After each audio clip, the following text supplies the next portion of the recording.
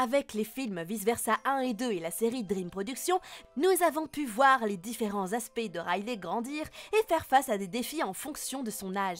En même temps, nous avons pu voir à quoi elle ressemblait à différents âges. Au début du film Vice Versa 1, on voit Monsieur et Madame Anderson accueillir bébé Riley qui n'avait au départ que les émotions du bonheur et de la tristesse. Au fur et à mesure que Riley grandit, d'autres émotions arrivent au quartier général et nous voyons Riley avec des regards différents. Lorsque Riley court, elle porte un t-shirt rouge à motifs floraux et une salopette en jean. De plus, ses cheveux sont coiffés en deux jolies queues de cheval attachées par des bandeaux rouges. Dans Dream Productions, nous sommes accueillis par un petit scénario dans le rêve de Riley où elle dit au revoir à sa tétine. Bien que ce soit triste et difficile pour Riley, les travailleurs de Dream Productions réussissent à l'aider et laisser la tétine derrière elle et à grandir. À cet âge, nous voyons les vêtements de Riley changer. Elle porte un t-shirt rayé pastel, un short bleu clair et un sac à dos rose. Ses cheveux sont coiffés en deux queues de cheval attachées par des bandeaux violets et elle est si mignonne. Nous apprenons également que pendant son sommeil, elle fait des câlins à son petit ours en peluche. Dans le premier film, alors que Riley est grincheuse, on la voit porter différentes tenues mignonnes. Elle est au marché, dans le salon, dans la voiture et dans bien d'autres endroits. À ce stade de sa vie, nous apprenons qu'elle a créé son ami imaginaire Bing Bong. Malheureusement, au fur et à mesure que Riley grandit, Bing Bong disparaît à la fin du premier film. Au fur et à mesure que Riley grandit, nous voyons apparaître sa première meilleure amie, Meg. Elles ont grandi ensemble et jusqu'à ce que Riley et sa famille déménagent à San Francisco, elles ont passé beaucoup de temps ensemble. En plus de sa vie sociale, nous voyons Riley commencer à jouer au hockey sur glace. Elle en est très heureuse. Après tout, elle est confiante et heureuse dans sa vie. Comme toute bonne chose, cette paix n'a pas duré très longtemps. Leur maison a été vendue et ils ont déménagé à San Francisco. Pendant cette période, Riley a les cheveux courts et porte une chemise à manches longues colorée et rayée avec un jean bleu et des baskets rouges. Lorsqu'elle entre dans le nouvel immeuble, elle est très déçue. Dans l'ensemble, sa vie dans le Minnesota commence à lui manquer. Bien qu'elle passe du temps à l'extérieur, elle se sent seule. Elle n'avait pas d'amis et devait tout endurer seule. Dans le film, on la voit avec Madame Anderson à l'extérieur dans une boulangerie. Au cours de cette scène, l'un des moments les plus dégoûtants est enregistré dans son cerveau. La pizza au brocoli. Nous revoyons ce plat plus tard dans la suite du film. Riley la déteste tellement. Enfin, l'heure de la rentrée a sonné. Riley commence à aller à l'école et est prête à se faire des amis même si elle hésite un peu. Elle porte un sweat à capuche jaune sur une chemise colorée au motif ondulé, un pantalon marron et des baskets rouges. Lorsqu'elle était en classe, tout le monde se connaissait déjà. Riley se sentait donc très seule. De plus, certains élèves avaient l'air tellement cool qu'elle pensait qu'elle ne voudrait jamais être ses amies. Comme personne ne lui demandait comment elle se sentait ou ce qu'elle faisait, Riley se mettait à pleurer lorsque son professeur lui posait une question. Son ancienne vie lui manquait tellement. À cause de cette rupture, il semble que Riley n'ait pas réussi à se faire des amis à l'école. Dans la scène du déjeuner, on la voit assise seule en train de manger son repas. Le film nous transmet des messages symboliques en mettant un sweatshirt noir sur Riley. Cela représente Riley en train de plonger dans ses émotions sombres. Au fur et à mesure que le bien-être émotionnel de Riley se détériore, elle commence à avoir des difficultés avec le hockey sur glace.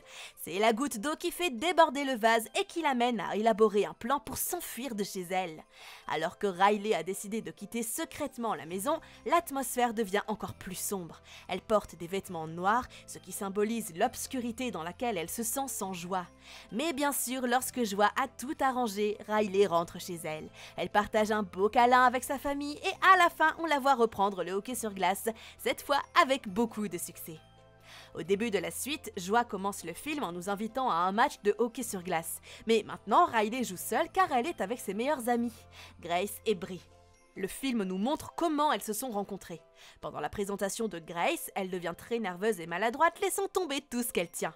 Pendant qu'elle ramasse ses affaires, Riley décide de l'aider et plus tard, Brie se joint à elle. C'est ainsi que débute leur amitié.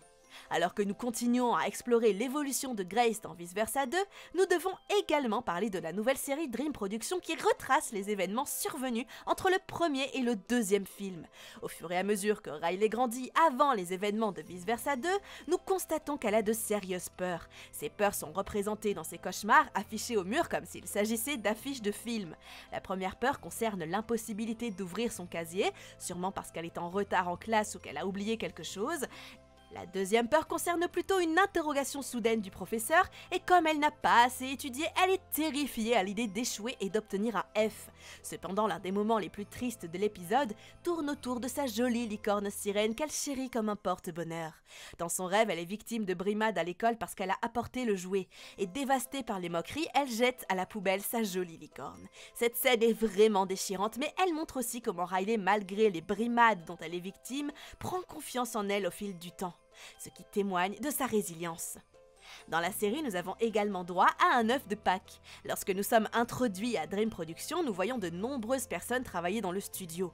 Il y a un garde, un employé portant un rouge à lèvres et quelque chose qui pourrait être considéré comme un œuf de Pâques. Les personnages colorés autour des dents semblent être impliqués dans une production ou une tâche créative, peut-être la mise en scène d'un souvenir ou la construction d'un scénario. Nous apprenons également que Riley a des idées et des préjugés sur les appareils dentaires.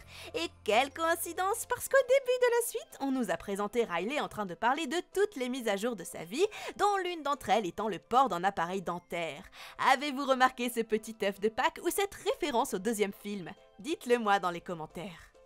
Dream Productions nous montre plusieurs rêves qui ont eu un impact sur Riley. Au cours de ces rêves, nous voyons Riley dans différents vêtements. La première robe de Riley est une robe jaune qui apparaît lors d'un bal de l'école et c'est une robe classique sans manches avec un corsage ajusté et une jupe large. La robe comporte également une ceinture et un ourlet blanc, ce qui la rend à la fois élégante et jeune. La deuxième robe de Riley est audacieuse et a pour thème les fées. La robe magenta a des manches bouffantes et une jupe à étages bordée d'un ruban sarcelle brillant. Elle comporte également un grand nœud sarcelle à la taille. Cependant, les expressions de Riley montrent clairement qu'elle ne se sent pas très à l'aise dans cette robe. La troisième robe de Riley est d'un violet brillant et éthéré. Cette robe présente un corsage ajusté et une jupe fluide aux genoux couverts de détails scintillants, créant un effet magique et rêveur. Il est intéressant de noter que cette robe n'appartient pas à Riley. Elle est portée par Grace, l'une de ses meilleures amies, et lorsque Riley voit à quel point sa robe précédente offerte par sa mère est horrible, elle est bouleversée. Dans son rêve, elle s'imagine dans la robe de Grace. La dernière tenue de Riley est un équilibre entre le décontracté et le chic. Elle porte une jupe violette scintillante couverte de points brillants associés à un legging violet. Par-dessus, elle porte une veste en jean qui semble moderne, tandis que sa chemise rayée en dessous apporte une touche de son charme juvénile. Elle porte également un accessoire pour les cheveux, complétant ainsi son look. Elle a l'air vraiment heureuse dans cette tenue. L'un des passages les plus drôles de l'épisode concerne le béguin de Riley.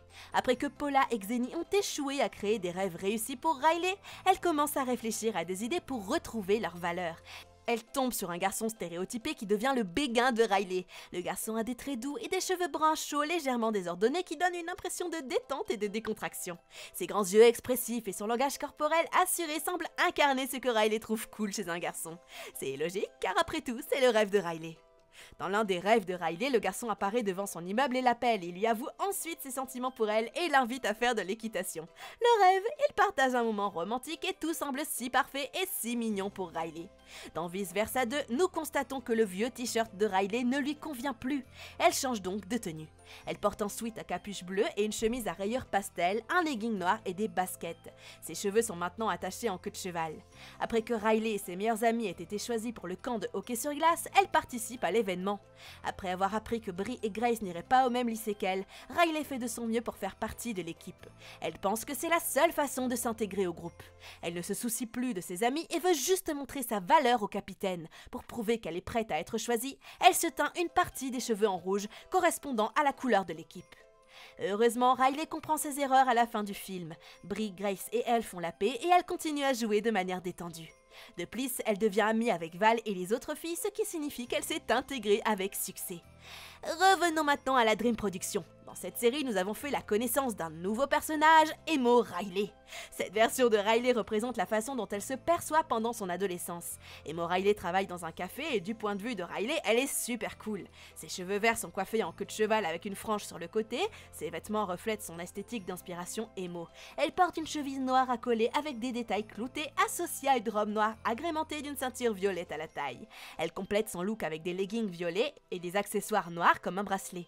Dans son cauchemar, Emo Riley se moque de Riley lorsqu'elle la voit porter la robe enfantine achetée par sa mère. Ce moment souligne à quel point Riley est critique envers elle-même, allant même jusqu'à imaginer que son futur moi la désapprouve. Je pense que c'est l'un des moments les plus importants de la série. J'ai vraiment aimé l'idée, mais je suis curieuse sur votre avis sur le sujet. Et vous, que pensez-vous de l'évolution de Riley depuis le premier film jusqu'au dernier en passant par la Dream Production? N'hésitez pas à me faire part de vos réflexions en commentaire. N'oubliez pas de vous abonner à la chaîne si ce n'est pas encore fait, d'aimer la vidéo si elle vous a plu et de me laisser des petits commentaires car ça fait toujours plaisir. Sur ce, c'était Romane, je vous donne rendez-vous dans la prochaine vidéo. Au revoir!